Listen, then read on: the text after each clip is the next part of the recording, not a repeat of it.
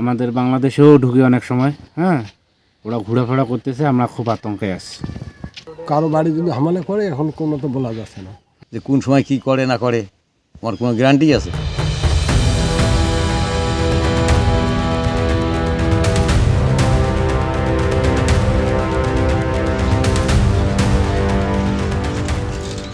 লালমনিরহাটের পাটগ্রাম উপজেলার ধবলসুতি গাটিয়ার ভিটা সীমান্তে আন্তর্জাতিক আইন লঙ্ঘন করে বৈদ্যুতিক পিলার, খুঁটি স্থাপন করে তাতে সার্চলাইট বসিয়েছে বিএসএফ। পরে বিজিবির বাধায় তারা কাজ বন্ধ করে দেন। এ ঘটনায় এলাকাবাসীর মধ্যে আতঙ্ক বিরাজ করছে।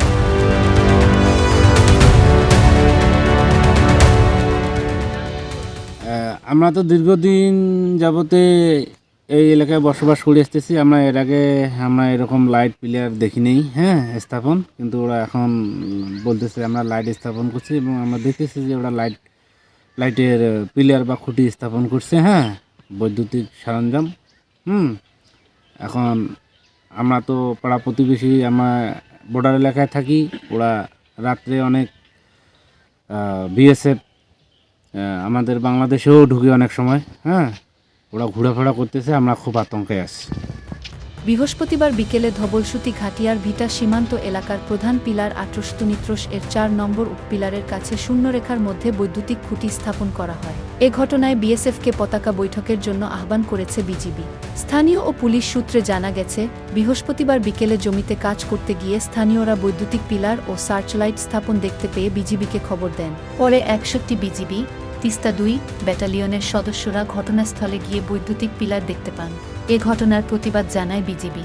এইলা বেড়াছে, হ্যাঁ না, ওর তো মনে করেন বাড়ি ঘরের ওই যে গাঠিয়ে ভিটারি ডাঙ্গার বাড়ির ওই তো মনে করেন আমার অলি গলি বেড়াইতেছে বিএসএফ লাইট নিয়ে ফিট করিয়া। হ্যাঁ, আর চোর বুকে বোটার তো মনে করেন ঘুরতে আছে, মানে সীমান্ত দিয়ে আমরা 50 জন 30 জন এইভাবে চলছি আছে বেলা ডুবার পর।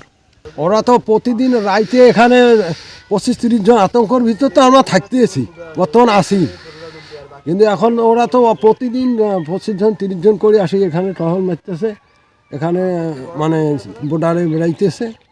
কোন সময় কীভাবে যে এখন কারো বাড়ি যদি হামলা করে এখন কোনো তো বলা যাচ্ছে না। পশ্চিমবঙ্গের কোচবিহার জেলার বিএসএফের 98 ব্যাটালিয়নের ফুলকারাবুড়ি ক্যাম্পের সদস্যরা দেশটির নির্মাণ শ্রমিকদের নিয়ে বৈদ্যুতিক পিলার স্থাপন করেন বলে জানা গেছে।